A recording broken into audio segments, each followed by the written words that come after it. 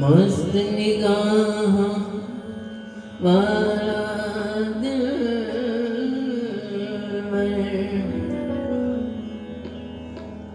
साडे मन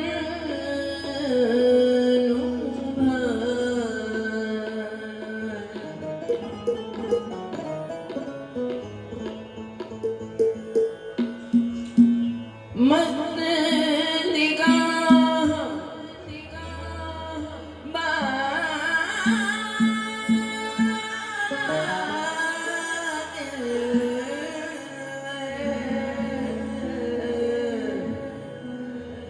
साडे मन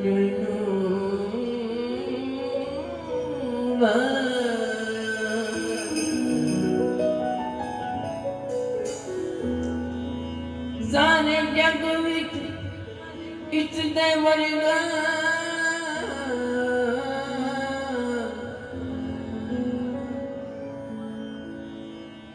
सारे जग विच इतने वर्गा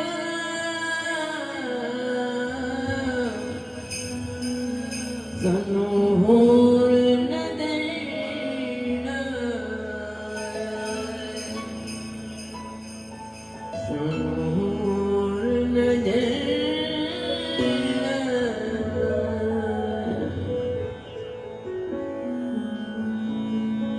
इचदी मस्ती मस्त बना के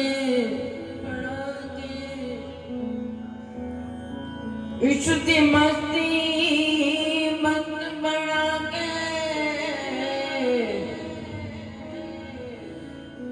यार दा भेज बटाया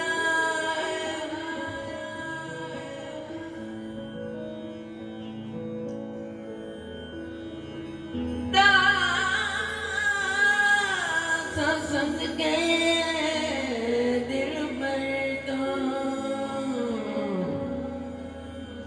जिन्ना प्यार ना सिखा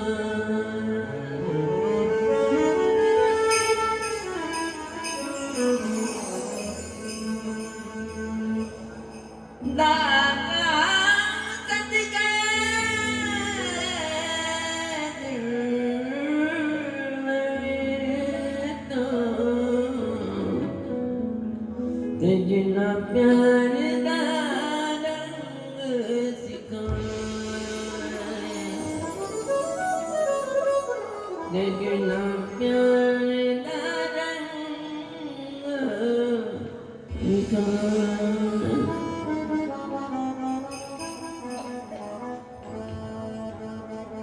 बोलिए श्री गुरु महाराज की जय, बोलो साचे दरबार की जय, बोलो श्री स्वामी जी महाराज की जय।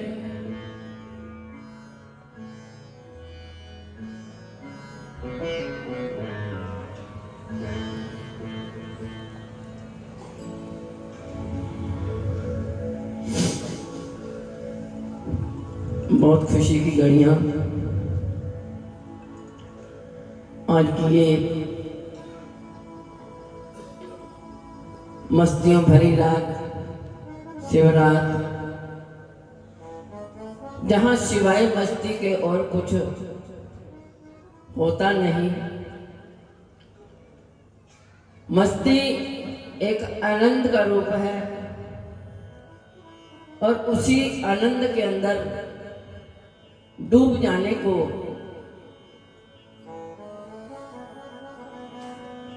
हर महापुरुषों ने बताया है।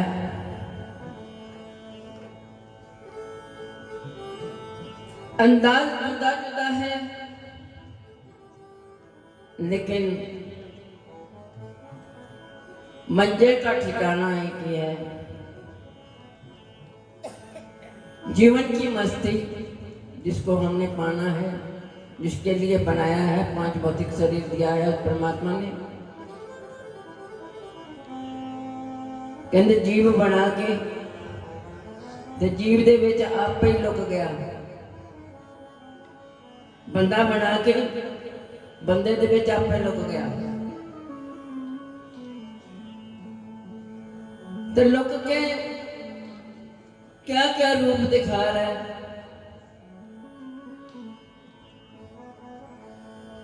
क्या क्या आनंद लुटा रहा है।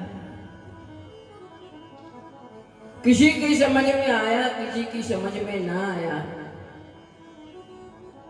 जिसकी समझ में आया वो अपने आप से बेखबर पाया, तो जिसकी समझ में ना आया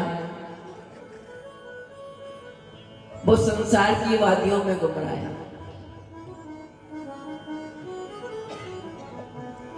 ये एक संसार का खेल है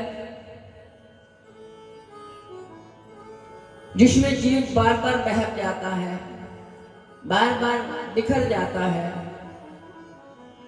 महापुरुष अपनी प्रेरणाओं से हमारे बिखरे हुए जीवन को फिर से जोड़ने की कोशिश करते हैं, फिर जोड़ने की कृपा करते हैं। जैसे बच्चों को खिलौने दिए जाते हैं खेलने के लिए, ऐसे महापुरुष नए नए अंदाजों के साथ हमारे वृत्तियों के टेस्ट को इतना स्वादिष्ट बना देते हैं, इतना लजीज बना देते हैं कि बस उसमें डूब जाने को मन करता है। लेकिन मन करता है, लेकिन करता नहीं। शब्द वही है, मन करता है पर करता नहीं।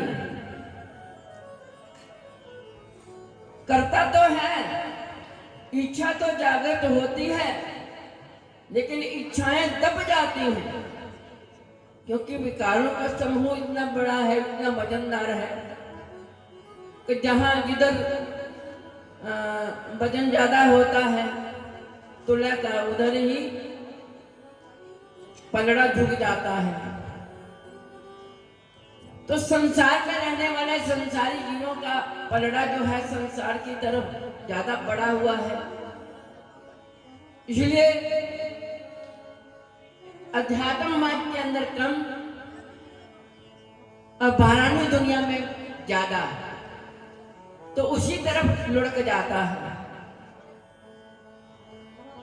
जब तक इस आंचल के अंदर बैठा है जीव, तब तक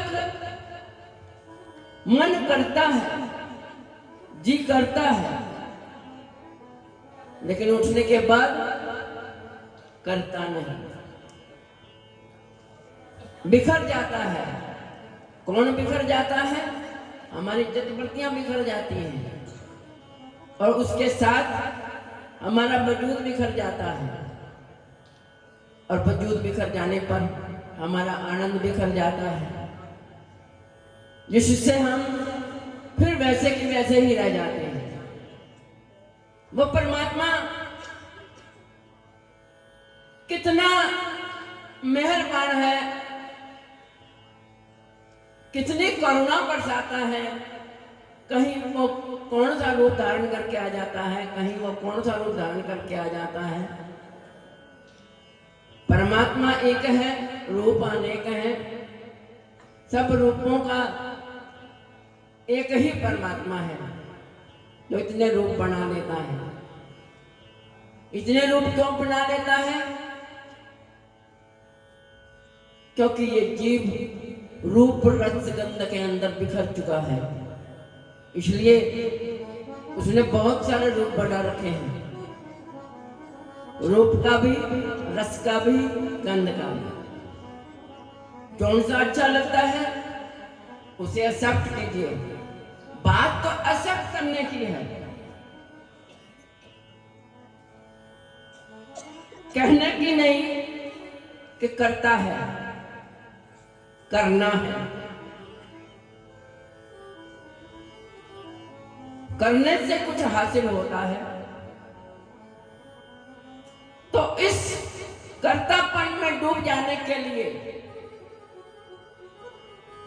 महापुरुषों ने वो राज बताए जिसमें हमने अपने जीवन के सफीने को डुबो देना है।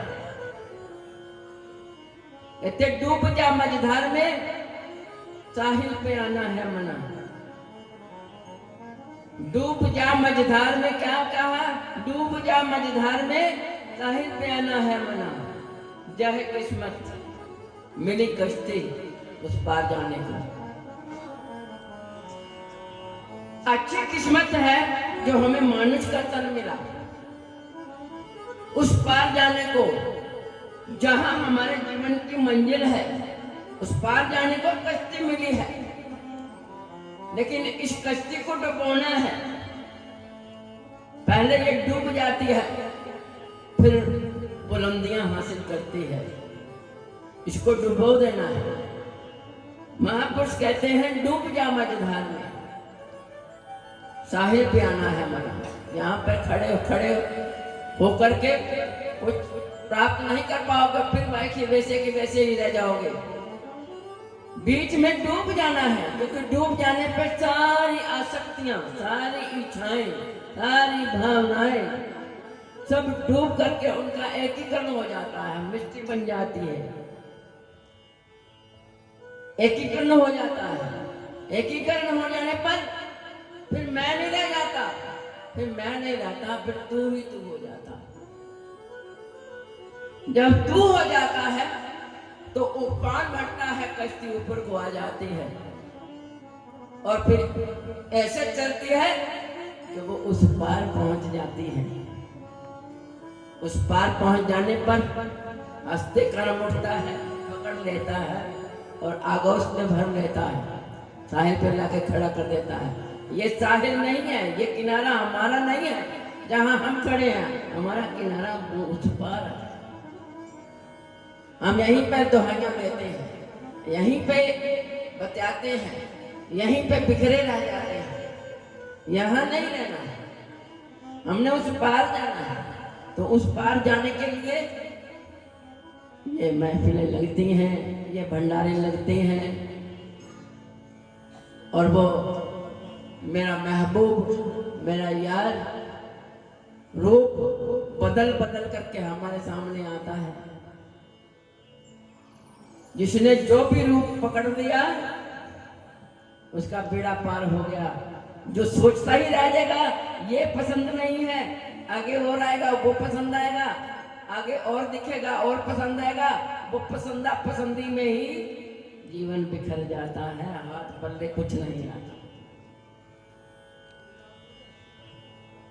इसलिए ये खेल है जीवन का, जो खेलने के लिए परमात्मा ने हमको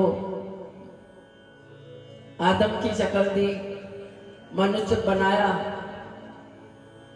लेकिन वो खेल का राज जो है वो सतगुरु के शरणागति में हाजिर होता है। वो आप सबको उन्होंने बख्शिश करी है, लेकिन खेल नहीं खेलते। हम दुनिया के खिलौनों से खेल खेलते हैं, लेकिन जो खेल हमने खेलना है ब्रह्म के साथ, परमात्मा के साथ, कि वो किस तरह से रूप बना के बीच में बैठ गया, बीच में छुप गया, उसको हमने देखना है। लेकिन हमारी आंख बाहर की तरफ भागती है, बाहर को देखती है कि इधर दिखाई दे जाए, उधर दिखाई जाए दे, इधर दिखाई दे दे, लेकिन इधर उधर कहीं दिखाई नहीं देता। दिखेगा वो वहां जहां वो बैठा है, वो अंदर बैठा है। ये आंख बंद करके उस आंख को खोला जाता है, जो दिव्य चक्षु है, जो सतगुरु ने हमें को बख्शिश किया है। और उस आंख को खोल करके हमने उसके रूप को देखना है। कभी तलब जागी कि वो किस रूप के अंदर हमारे अंदर बैठा है, बोल रहा है, चल रहा है, खा रहा है, पी रहा है, सब कुछ कर रहा है। कभी तलब जागी? बोलो, हाथ खड़ा कीजिए। तलब जागी? नहीं जागी।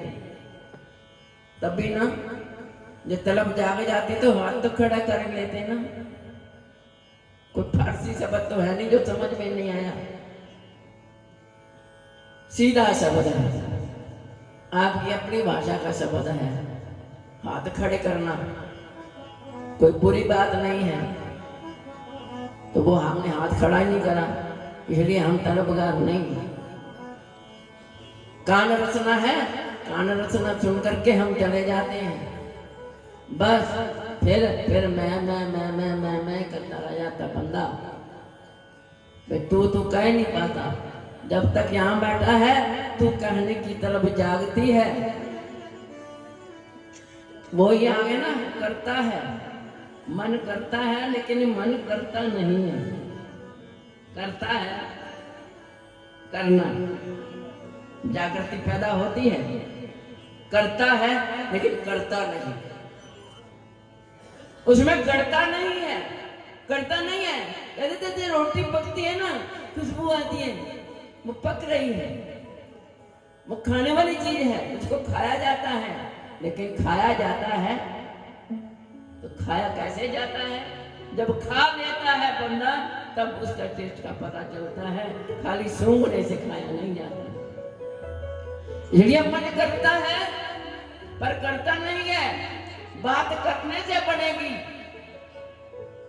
इसलिए महापुरुष जो है वो दुहाइयां देते हैं, प्रेरित करते हैं, लेकिन हम सुना अनसुना कर जाते हैं, अपना समय यूं ही व्यतीत करके चले जाते हैं, नाच गा करके यूं ही मनोरंजन, मन का चाव जो है वो करके चले जाते हैं।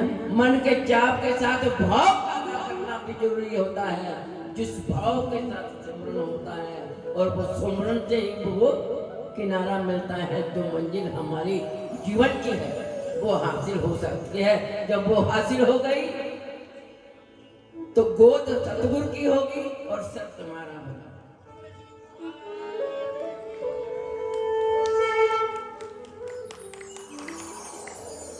इसलिए अपने सर को उनकी गोद का अधिकारी बनाइए, कीजिए,